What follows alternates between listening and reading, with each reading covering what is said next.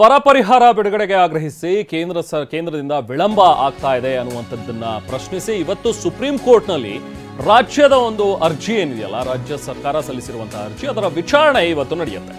ಕೇಂದ್ರಕ್ಕೆ ಸೂಚನೆ ಕೊಡಿ ಅಂತ ಹೇಳಿ ರಾಜ್ಯ ಸರ್ಕಾರ ಸಲ್ಲಿಸಿರುವಂತಹ ರಿಟ್ ಅರ್ಜಿ ಇದು. ಬೆಳೆ ನಷ್ಟದ ಪರಿಹಾರ ನಮಗೆ ಸಿಗಬೇಕು, ನಮಗೆ ಬರಗಾಲದ ಪರಿಹಾರ ಸಿಗಬೇಕು ಅನ್ನೋದು ಸುಮಾರು ಬೇಡಿಕೆಗಳನ್ನು ಇಟ್ಟವ್ರೆ. ಅದರಲ್ಲಿ ಬೆಳೆ ನಷ್ಟದ ಪರಿಹಾರಕ್ಕಾಗಿ 4663 ಕೋಟಿ, ಹಾಗೆ ಬರಪೀಡಿತ ಕುಟುಂಬಗಳಿಗೆ ನೀಡೋದಕ್ಕೆ ಅಂತ ಹೇಳಿ 12577.9 ಕೋಟಿ ರೂಪಾಯಿ, ಕುಡಿಯುವ ನೀರು ಪೂರೈಕೆಗೆ 566.78 ಕೋಟಿ ರೂಪಾಯಿ, ಇನ್ನು ಜಾನುವಾರುಗಳ ಆರೈಕೆಗೆ ಅಂತ 363.68 ಕೋಟಿ ರೂಪಾಯಿ. ಒಟ್ಟು ರಾಜ್ಯಕ್ಕೆ ಬರಬೇಕಾಗಿರುವಂಥದ್ದು 18,171.44 ಕೋಟಿ ರೂಪಾಯಿ. ಇದರ ಪರಿಹಾರವನ್ನು ಕೊಡಬೇಕು, ಇಷ್ಟು ಮಟ್ಟದ ಅಮೌಂಟ್ ಅನ್ನ ಅಂತ ಹೇಳಿ ಬೇಡಿಕೆ ಇಟ್ಟಿದೆ. ಬೇಸಿಗೆ ಮುಗಿತಾ ಬಂದರೂ ಕೂಡ ಇನ್ನೂ ಪರಿಹಾರದ ಒಂದು ಬಿಡಿಗಾಸು ಕೂಡ ನಮಗೆ ಬಿಡುಗಡೆ ಆಗಿಲ್ಲ. ಕೇಂದ್ರ ಸರ್ಕಾರ ಸಚಿವರನ್ನ ಭೇಟಿಯಾಗಿ ಬಂದಿದ್ದೀವಿ, ರಾಜ್ಯದ ಸಚಿವರು ಮಾತಾಡಿದ್ದಾರೆ, ಹಲವು ಬಾರಿ ಮನವಿ ಮಾಡಿದ್ರು ಕೂಡ ನಮಗೆ ಪರಿಹಾರವನ್ನ ಕೊಟ್ಟಿಲ್ಲ ಅಂತ ಹೇಳಿ ಈಗ ರಾಜ್ಯ ಸರ್ಕಾರ ಕಿಡಿಕಾರ್ತಾ ಇದೆ. ಪರಿಹಾರಕ್ಕಾಗಿ ಸುಪ್ರೀಂ ಕೋರ್ಟ್ ಮೊರೆ ಹೋಗಿದೆ ಈಗ ರಾಜ್ಯ ಸರ್ಕಾರ. ರಾಜ್ಯದ ಪರ ಈಗ ಹಿರಿಯ ವಕೀಲ ಕಪಿಲ್ ಸಿಬಲ್ ಮತ್ತು ಅಡ್ವೊಕೇಟ್ ಜನರಲ್ ಶಶಿಕಿರಣ್ ಶೆಟ್ಟಿ ವಾದ ಮಂಡಿಸಲಿಕ್ಕಿದ್ದಾರೆ.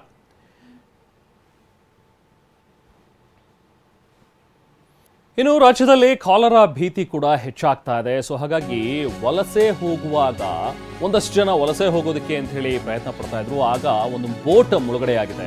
ಮೀನುಗಾರಿಕಾ ಬೋಟ್ ಮುಳುಗಿ 90 ಜನ ಜಲಸಮಾಧಿಯಾಗಿದೆ. ಇದು ರಾಜ್ಯದಲ್ಲ, ಇದು ಆಫ್ರಿಕಾದಲ್ಲಿ ಆಗಿರುವಂಥದ್ದು.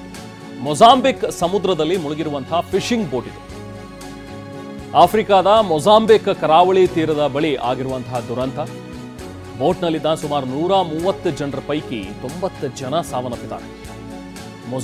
ಮೊಜಾಂಬಿಕ್ ದ್ವೀಪದಿಂದ ನಂಫುಲಾ ದ್ವೀಪಕ್ಕೆ ಅಂತ ಹೇಳಿ ತೆರಳ್ತಾ ಇದ್ರು. ಕಾಲರದ ಭೀತಿ ಇರೋದ್ರಿಂದಾಗಿ ಪ್ರಾಣ ಉಳಿಸ್ಕೊಳ್ಳೋಣ ಅಂತ ಹೇಳಿ ಹೊರಟಿದ್ದಂಥವರು ತಮ್ಮ ಪ್ರಾಣವನ್ನೇ ಕಳ್ಕೊಂಡಿದ್ದಾರೆ. ಬೋಟ್ನಲ್ಲಿ ಸುಮಾರು 130 ಜನ ಪ್ರಯಾಣಿಸ್ತಾ ಇದ್ರು. ಬಹುಶಃ ಆ ಬೋಟ್ನ ಕೆಪಾಸಿಟಿ ಅಷ್ಟು ಇರಲಿಲ್ಲ. ಸೊ ಹಾಗಾಗಿ ಕೆಪಾಸಿಟಿಗಿಂತ ಹೆಚ್ಚಾಗಿ ಬೋಟ್ನಲ್ಲಿ ಜನ ತುಂಬಿದ್ರಿಂದಾಗಿ ಬಹುಶಃ ಈ ದುರಂತ ಸಂಭವಿಸಿದೆ ಅಂತಲೂ ಕೂಡ ಈಗ ಅಂದಾಜಿಸಲಾಗ್ತಾ ಇದೆ. ನಿಗದಿಗಿಂತ ಹೆಚ್ಚು ಜನರನ್ನ ತುಂಬಿದ್ದೇ ಈ ಅವಘಡಕ್ಕೆ ಕಾರಣ ಅಂತಲೂ ಕೂಡ ಈಗ ಹೇಳಲಾಗ್ತಾ ಇದೆ. ಮೊಜಾಂಬಿಕ್ ದ್ವೀಪದಿಂದ ನಂಫುಲಾ ದ್ವೀಪಕ್ಕೆ ತೆರಳ್ತಾ ಇದ್ದಂಥ ಸುಮಾರು 90 ಜನ ಈಗ ಜಲಸಮಾಧಿಯಾಗಿದ್ದಾರೆ. ರಸ್ತೆ ಮಧ್ಯೆಯೇ ಬೆಂಕಿಯ ಕೆನ್ನಾಲಿಗೆಗೆ ಹೊತ್ತಿ ಉರಿದಿದೆ ಒಂದು ಕಾರು. ಶಾರ್ಟ್ ಸರ್ಕ್ಯೂಟ್ನಿಂದಾಗಿ ಹೊತ್ತಿ ಉರಿದಿರುವಂತಹ ಕಾರಿದು ಬಂಟ್ವಾಳ ತಾಲೂಕಿನ ರಾಯಿ ಕಂಗಿತ್ತಲು ಬಳಿ ಆಗಿರುವಂತಹ ಘಟನೆ. ಬಂಟ್ವಾಳ ಮೂಡುಬಿದ್ರೆ ಹೆದ್ದಾರಿಯಲ್ಲಿ ರಾಯಿ ಕಂಗಿತ್ತಲು ಒಂದು ಗ್ರಾಮ ಏನಿದೆ, ಅಲ್ಲಿ ಸಂಭವಿಸಿರುವಂತಹ ದುರಂತ. ಬಂಟ್ವಾಳದಿಂದ ಮೂಡುಬಿದ್ರೆಗೆ ತೆರಳುತ್ತಾ ಇದ್ದಂತಹ ಕಾರು, ಬಾಲಕಿ ಸೇರಿ 3 ಜನ ಪ್ರಾಣಾಪಾಯದಿಂದ ಪಾರಾಗಿದ್ದಾರೆ. ಹೊಗೆ ಕಾಣಿಸ್ಕೊಳ್ತಾ ಇದ್ದಂತೆ ತಕ್ಷಣಕ್ಕೆ ಪ್ರಯಾಣಿಕರೆಲ್ಲರೂ ಕೂಡ ಹೊರಗಡೆ ಬಂದಿದ್ದಾರೆ. ಬೆಂಕಿ ನಂದಿಸಿದ್ದಾರೆ ಈಗ ಬಂಟ್ವಾಳ ಅಗ್ನಿಶಾಮಕ ದಳದ ಸಿಬ್ಬಂದಿ. ಸೊ ಆದರೂ ಕೂಡ ಭಾಗಶಃ ಆ ಒಂದು ಕಾರು ಹೊತ್ತಿ ಉರಿದಿದೆ.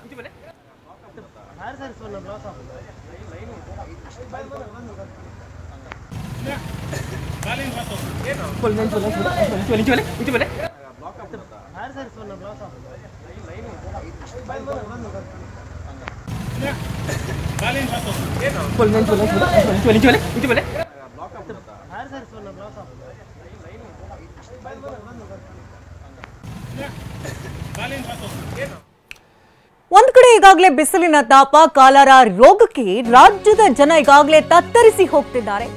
ಸಾಕಷ್ಟು ವಿದ್ಯಾರ್ಥಿನಿಯರಿಗಾಗಲೇ ಹಾಸ್ಟೆಲ್ನಿಂದ ಹೊರ ಹೋಗ್ತಿದ್ದಾರೆ. ರಾಜ್ಯದಾದ್ಯಂತ ಕಾಲರಾ ಸೋಂಕಿನ ಪ್ರಕರಣ ಇದೀಗ 14ಕ್ಕೆ ಏರಿಕೆಯಾಗಿದೆ. ಬಿಬಿಎಂಪಿ ವ್ಯಾಪ್ತಿಯಲ್ಲಿ 8 ಕಾಲರಾ ಪ್ರಕರಣಗಳು ಕೂಡ ದಾಖಲಾಗಿದೆ.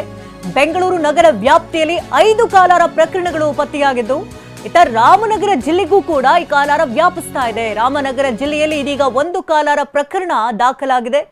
ಬಿಸಿಲಿನ ತಾಪ ಹೆಚ್ಚಾಗ್ತಾ ಇದೆ. ಒಂದು ಕಡೆ ಕಾಲರಾ ರೋಗಕ್ಕೆ ರಾಜ್ಯದ ಜನರು ಈಗ ತತ್ತರಿಸಿ ಹೋಗ್ತಾ ಇದ್ದಾರೆ. ರಾಜ್ಯದಾದ್ಯಂತ ಕಾಲರಾ ಆತಂಕ ಕೂಡ ಹೆಚ್ಚಾಗಿದ್ದು, ಸೋಂಕಿನ ಪ್ರಕರಣ ಇದೀಗ 14ಕ್ಕೆ ಏರಿಕೆಯನ್ನ ಕಂಡಿದೆ. ಬಿಬಿಎಂಪಿ ವ್ಯಾಪ್ತಿಯಲ್ಲಿ ನೋಡೋದಾದ್ರೆ 8 ಕಾಲರಾ ಪ್ರಕರಣಗಳಿಗಾಗಲೇ ದಾಖಲಾಗಿದೆ. ಬೆಂಗಳೂರು ನಗರ ವ್ಯಾಪ್ತಿಯಲ್ಲಿ 5 ಕಾಲರಾ ಪ್ರಕರಣಗಳಿಗಾಗಲೇ ಪತ್ತೆಯಾಗಿದೆ. ಹೀಗೆ ರಾಮನಗರ ಜಿಲ್ಲೆಯಲ್ಲೂ ಕೂಡ 1 ಕಾಲರಾ ಪ್ರಕರಣಗಳು ಪತ್ತೆಯಾಗಿದೆ. ರಾಜ್ಯದಲ್ಲಿ ಕಾಲರಾ ಕೇಕೆ ಹಾಕೋದಕ್ಕೆ ಈಗಾಗಲೇ ಶುರುವಾಗಿದೆ. ಅದರಲ್ಲೂ ಬೆಂಗಳೂರು ಕಾಲರಾ ಕಾಯಿಲೆಯ ಹಾಟ್ಸ್ಪಾಟ್ ಆಗಿ ಪರಿಣಮಿಸ್ತಾ ಇದೆ. ಇನ್ನು ಬಿಎಂಸಿ ಹಾಸ್ಟೆಲ್ನಲ್ಲಿ ಕಾಲರಾ ಕಂಡು ಬಂದಂತಹ ಹಿನ್ನೆಲೆಯಲ್ಲಿ ವಿದ್ಯಾರ್ಥಿನಿಯರು ಕೂಡ ಈಗಾಗಲೇ ಹಾಸ್ಟೆಲ್ ಅನ್ನು ತೊರೆದು ತಮ್ಮ ಮನೆ ಸೇರ್ತಿದ್ದಾರೆ.